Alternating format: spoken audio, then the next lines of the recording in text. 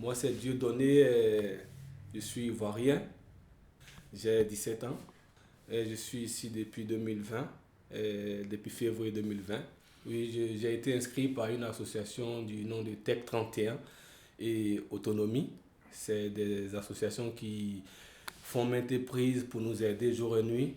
Nous, mineurs isolés, nous, mineurs qui n'avons pas d'accompagnement. C'est des associations qui s'approchent près de nous pour nous intégrer dans la société. Du coup, nous sommes aussi inscrits et on suit aussi des formations, tout ça. Et je suis en CAP, seconde AT en assistant technique en milieu collectif et familial. L'école se trouve à Auch.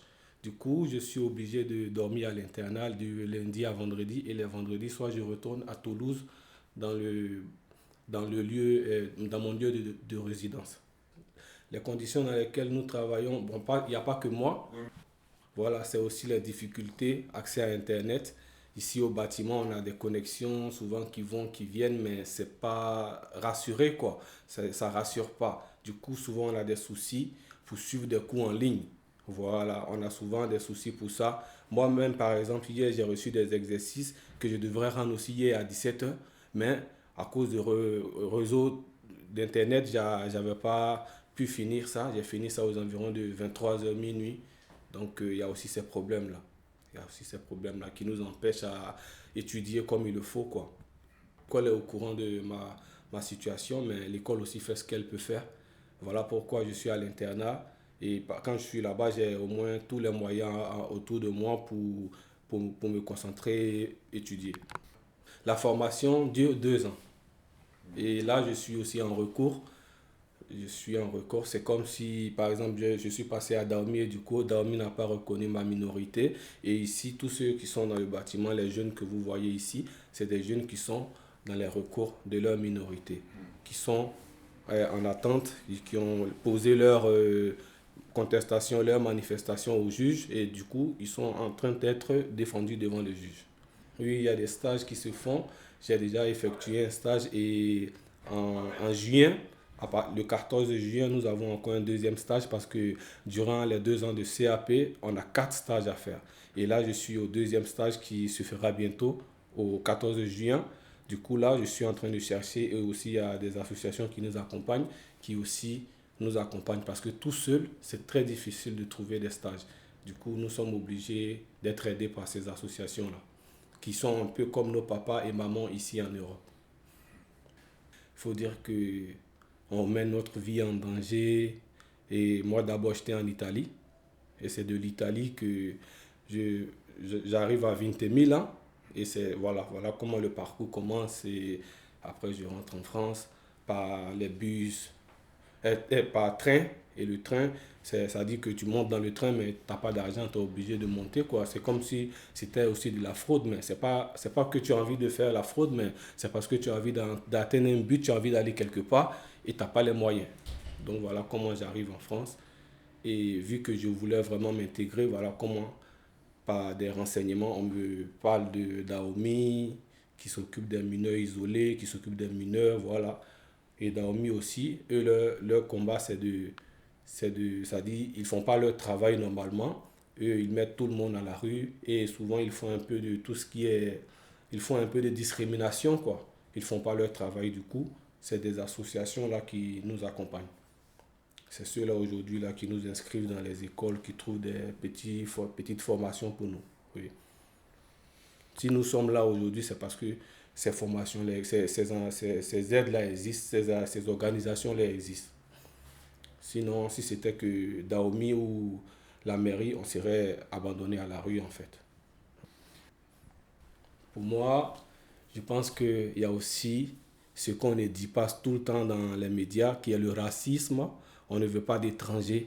On ne veut pas de personnes de multicouleurs, de d'autres couleurs, venir se mélanger à un système qui est un système européen, par exemple. Et quand nous venons, ce n'est pas parce qu'on vient faire le désordre, on veut aussi s'intégrer. Voilà, c'est la raison pour laquelle on vient. Parce que ces chances-là, on ne les a pas chez nous. Voilà, on a des systèmes politiques chez nous qui passent leur temps à voler l'argent de la population et C'est comme si nous, on ne servait à rien, quoi. Tu vis et tu vas mourir à rien. Ça veut dire que tu ne sers à rien, en fait. Voilà comment nous, on veut avancer. C'est la raison pour laquelle on fait tout ce risque-là pour venir en Europe et chercher aussi à s'intégrer. Il y a aussi des souvenirs, mais ce n'est pas tout que j'ai comme souvenir. Je me souviens que c'était en 2018 que je suis parti. Oui, j'ai pris le chemin avec ma soeur, mais aussi qui est décédée en cours de route dans le bateau en fait. Et voilà comment moi j'arrive ici seul parce que le bateau a presque chaviré et il y avait presque la moitié qui sont partis, quoi, qui sont restés dans l'eau. Le temps que les secours arrivent, tout ça. Donc, faut dire qu'on a des soucis aussi dans la tête, on a tellement de pensées, on n'arrive même pas à dormir, mais c'est avec le courage qu'on fait ce qu'on fait actuellement. Sinon, ce n'est pas donné à tout le monde de faire ce qu'on fait là, avec toutes ces difficultés-là. Ouais. À quoi tu t'attendais quand tu es parti? Tu savais que tu voulais aller en France? Moi, en fait, je ne savais pas parce que, en fait, un beau matin, on était à la maison, ma soeur et moi. Le problème est que c'est moi, j'ai eu un problème de famille, en fait. Maman était avec un mec qui nous frappait à chaque fois, ma soeur et moi. Du coup, on était violentés. Ça dit qu'on n'avait pas la liberté. Voilà, comme un beau matin, ma soeur, elle prend l'argent dans la maison et on s'enfuit. Et moi, je ne savais pas qu'on allait en France, en fait. Pour moi, elle a dit qu'on va quitter la Côte d'Ivoire. Et du coup, moi, tout le trajet, c'est elle qui a tout organisé avec l'argent qu'elle a. Voilà. Donc, voilà comment on arrive jusqu'en Libye. Voilà comment on arrive en Libye. C'est maintenant qu'elle va me dire qu'on va en Europe. Il ne faut pas avoir peur parce qu'en Europe, il y a au moins le droit de l'homme. C'est pas comme ici en Afrique que tu es maltraité, tu n'es pas écouté, tu n'as pas la valeur. En Europe, il y a le droit de l'homme. On aura la chance au moins d'être inscrit à aller à l'école parce que c'est ça. Voilà comment moi aussi je l'ai suivi. Et c'est comme ça qu'on vient. Mais par malheur, elle est décédée dans l'eau, quoi. Et, et moi qui arrive maintenant, je ne peux pas aussi abandonner le projet que elle avait commencé. Du coup, c'est ça, c'est pourquoi je suis encore motivé à faire quelque chose, quoi.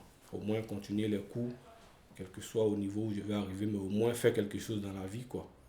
C'est ça. Voilà, la petite chance que j'ai là, c'est vrai, c'est pas le maximum, mais le peu que j'ai là, je suis obligé de l'accepter, quoi. C'est ce qui est là.